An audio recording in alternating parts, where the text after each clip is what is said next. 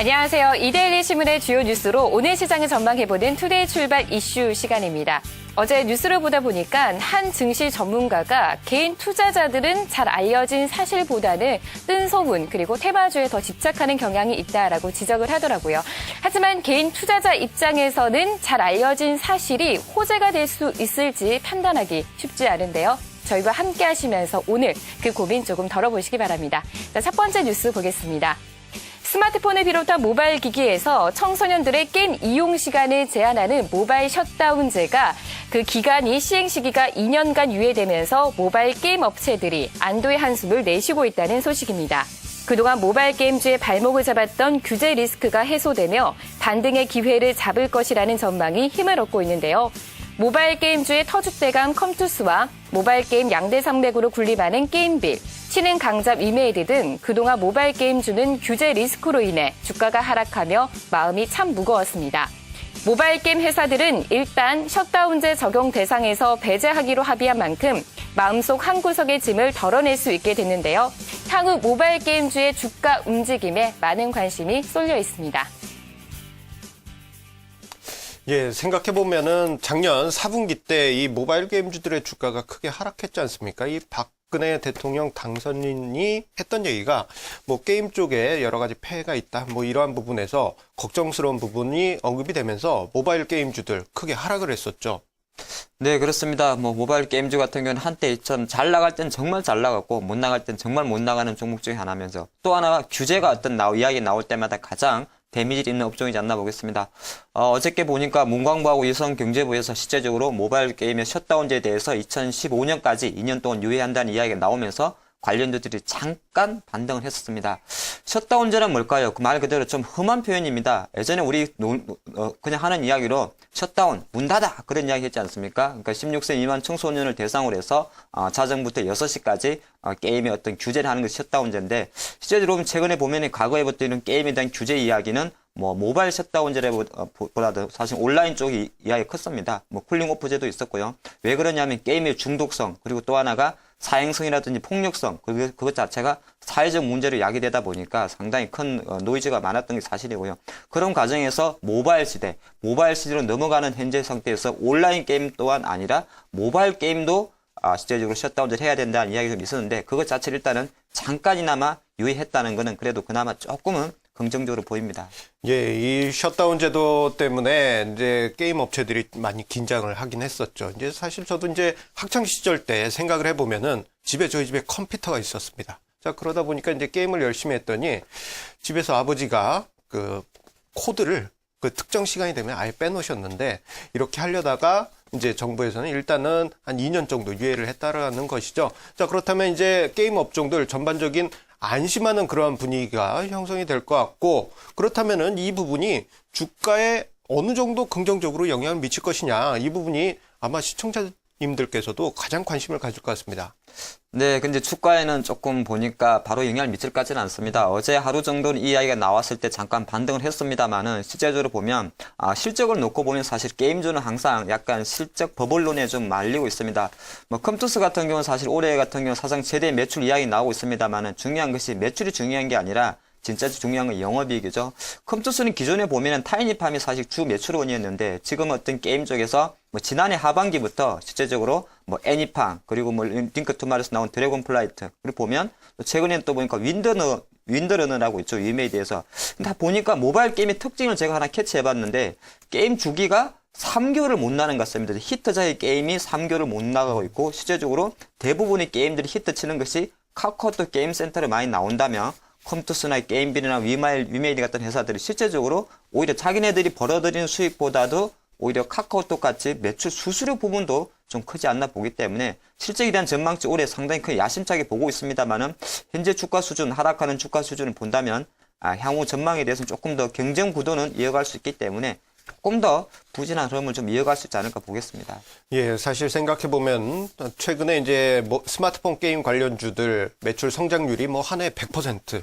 정말 놀라운 실적이긴 합니다만 최근에 게임 생명 주기가 짧다라는 점에서 우리가 긴장을 늦출 수는 없겠다. 그렇게 볼 수 있겠습니다. 자, 그러면 두 번째 뉴스는 어떤 뉴스가 기다리고 있을까요? 수급과 관련된 뉴스입니다. 네, 두 번째 뉴스입니다. 침체된 국내 주식시장에서 연기금이 꾸준하게 매수세에 나서면서 구원투수로 급부상하고 있다는 소식입니다. 원화 강세와 벵가드 벤치마크 변경 이슈 등으로 외국인의 자금 이탈이 지속되고 있는 만큼 연기금의 행보에 이목이 더욱 집중되고 있습니다. 전문가들은 연기금의 주식 투자 여력이 충분해 매수 기조가 당분간 지속될 것이라며 연기금의 매수 종목에 주목할 필요가 있다고 권고했습니다. 연기금의 매수 업종 및 종목의 흐름은 작년과는 엇갈리는 모습인데요. 연기금은 올해 금융업종과 통신, 전기가스 등 그동안 소외됐던 업종 중심으로 사고 있습니다. 종목별로는 한국전력, 삼성생명, SK텔레콤 등 주로 순매수했는데요. IT처럼 확실한 이익 성장이 예상되거나 중국 경기 회복 수혜 업종을 비롯해 밸류에이션 매력이 부각되고 있는 자동차주 등으로 관심이 집중되고 있다는 분석입니다. 네, 구원투수. 저는 야구를 참 좋아하는데요. 구원투수는 사실 실제적으로 보면 경기를 이기고 있을 때 딱 경기를 크로징하는 투수를 말합니다. 삼성의 오승환 선수 같은 경우죠. 돌직구를 던져서 경기를 그냥 마무리 지어버립니다. 근데 정시에 나오는 연기금의 구원투수 이야기를 잘 들어보면 마무리 짓는다는 표현보다는 겨우 지켜낸다는 표현이 조금 나을 것 같습니다. 위기에서 나타나는 그런 투수겠죠. 아마 그 독호탁을 너무 많이 본 그러한 그 사례가 아닌가 생각이 들기도 하는데요. 자, 그런데 이 연기금 최근에 그 매수세가 만만치가 않습니다. 가장 큰 이유가 이 연기금 쪽에 주식 투자 비중이 이제 매년 늘어나는 그러한 추세에 있게 되죠. 이게 자료를 보게 되면요. 2011년 말에는 대략 한 23%대 투자 비중을 보이고 있는데 2017년에는 30%까지 높인다고 합니다. 이 지금보다도 한 7%포인트 높아진다 한다면은 이 연기금의 꾸준한 매수세 이어질 가능성이 크다라고 볼 수 있겠고요.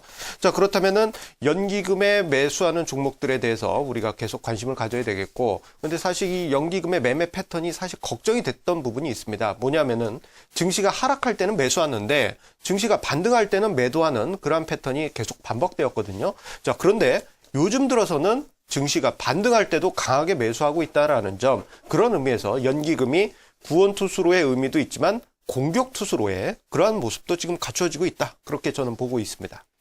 네, 말씀하신 대로 사실 자료에서 보면 연기금의 투자 비중 자체가 작년 23%에서 26%로 증가한다. 그렇게 봐고 앞으로 2015년까지 가면 2017년에는 30%까지 간다면 말씀하신 대로 그동안 보수적으로 운영했던 연기금이 구원투수에서 약간은 중간 투수, 선발 투수까지는 아직 아닌 것 같습니다. 중간 투수 정도로 저점 매수보다는 약간 고점 매수도 할 수 있는 그런 성격이 좀 나올 것 같고요.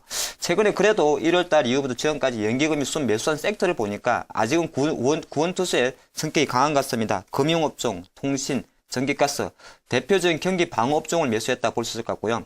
종목들로 조금 살펴보니까 지금의 주가를 좀 대변하지 않나 보겠습니다. 연기금이 1월부터 2월 지금까지 순매수한 5위 종목을 보면 한국전력, 삼성생명, SK텔레콤, 포스코, KT 거의 다 보면 통신 방어주가 주력을 보이고 있고요. 물론 지금의 주도 세력으로 보여지고 있습니다. 그리고 연기금이 오히려 팔았던 걸 조금 보니까 제가 분석을 해보니까 SK하이닉스, 현대위아, 롯데, 쇼핑, 삼성전기, 고려아연, 롯데 쇼핑을 제외하고 나면 네 종목이 전부 다 줄줄이 하락을 하고 있습니다. 그만큼 좋게 보면은 연기금이 지금 현재 수준에서 20% 이상 비중을 좀 늘리고 있습니다만은 지금의 기관들의 어떤 매매 공백을 연기금이 채워주고 있구나. 그것이 종목에도 좀 등락이 나오는 것 같습니다.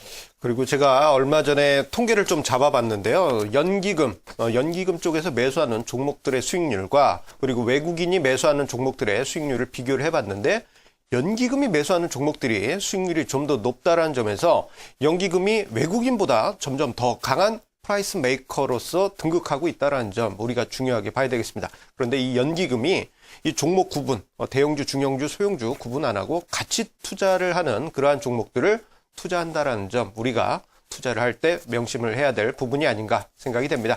자, 그러면 세 번째 뉴스 알아보도록 하겠습니다. 네, 세 번째 뉴스 이어가 보도록 하겠습니다. 방송통신 융합 서비스인 IPTV가 유선통신의 새로운 강자로 떠오르고 있습니다. 5일 통신업계에 따르면 이동통신 3사 모두 유선통신 부분에서는 수익이 감소한 반면 IPTV는 신성장 동력으로 급부상하며 수익이 증가하는 모습인데요. SK 브로드밴드 관계자는 지난해 IPTV 사업의 성장 속도를 감안하면 올해 안에 손익 분기점에 도달할 것이라고 전망하기도 했습니다.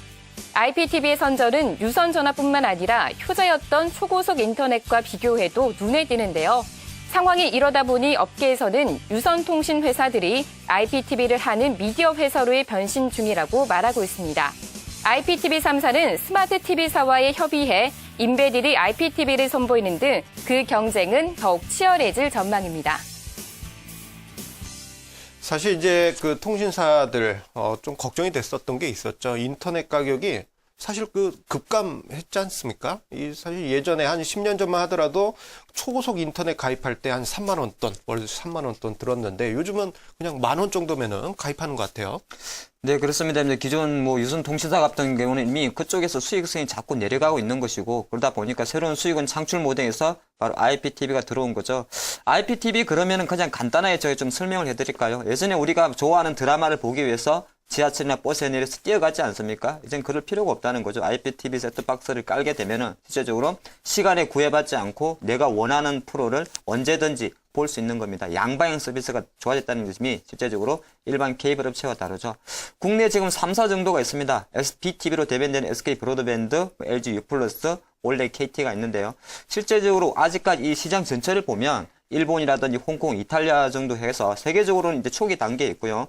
국내는 조금 그래도 앞서 있습니다. 예전에 방통위에서 약간 이쪽에 푸싱을 하면서 최근에 일단 방송통신기금도 3년 동안 유예를 해줬었는데 지금 시장 자체가 상당히 커지고 있다. 그리고 그러한 흐름 속에서 KT라든지 LG U+, SK 브로드밴드 같은 경우가 이 IPTV 쪽에서 상당히 조금 수익을 보는 그런 흐름인 것 같습니다. 예, 그러고 보니까 이 IPTV 쪽에 수익이 이 KT도 그렇고요. LG U+도 그렇고 SK 브로드밴드도 그렇고 거의 한 30% 가까이 늘어나고 있다라는 점 긍정적으로 보이는데요. 자, 보게 되면은 KT나 LG U+는 그 모바일 쪽의 사업도 영위하고 있지만 SK 브로드밴드가 어떻게 본다면 더 직접적으로 수익성이 더 높아지지 않을까 이러한 관점에서 보면 그런 생각이 드는데요. 어떤가요? 네, 그렇습니다. 말씀하신 대로 대략적으로 3사가 거의 다가 지난 한 해 동안 대략적으로 20-30% 성장을 했고요. 실적적인 면에서 한 1조 원 정도를 매출을 기여했는데 가장 탑으로 달릴 수 있는 종목은 바로 SK 브로드밴드입니다. 왜 그러냐면 IPTV는 실제적으로 기존에 많은 드라마나 교양, 스포츠 중에서 누가 가장 많은 콘텐츠를 확보하고 있느냐에 따라서 시청자를 잡을 수가 있습니다. 지금 현재 2011년도 기준으로 해서 가장 많은 콘텐츠를 보유하고 있는 회사는 바로 SK 브로드밴드가 되고요. 뽀로로 이런 거 좋아하는 키즈 애니메이션 같은 경우도 SK 브로드밴드 쪽에 나오는 그 BTV에 가장 콘텐츠가 많습니다. 그러다 보니까 지난해 2012년도 기준으로 SK 브로드밴드는 영업이익이 흑자 전환하는 쾌거를 보였습니다. 그리고 최근에 주가 흐름도 상당히 5,000원까지 올라오면서 좋은 흐름을 보여주고 있는데 KT나 LG U+도 상당히 좋은 관점 갖고 있습니다만은 만약에 IPTV의 어떤 모멘텀으로 시장을 접근한다면 SK 브로드밴드 쪽에 포커스를 맞추는 게 어떨까 싶습니다. 예, SK 브로드밴드가 몇 년 동안 적자 계속 이어져 왔었죠. 그러다 보니까 밸류에이션도 PBR 1배, 자산가치 수준까지 하락해 있는 상황인데 작년부터 해서 흑자 전환되고 올해 그 흑자폭을 늘린다고 하니까요. 어떻게 주가가 움직일지 관심 있게 보는 것도 좋은 관전 포인트가 아닐까 생각이 됩니다. 네, 오늘도 세 가지 뉴스 다 살펴봤습니다. 앞서 이야기가 나왔는데 SK 브로드밴드의 주가 흐름 계속해서 체크를 해보시고요. 그리고 연기금이 매수하는 종목들 관심권에 둬보면서 계속 지켜보시는 것도 좋을 것 같습니다. 계속해서 주식시장 중계석과 함께 하시면서 오늘도 성공 투자하세요. 지금까지 김민주였습니다.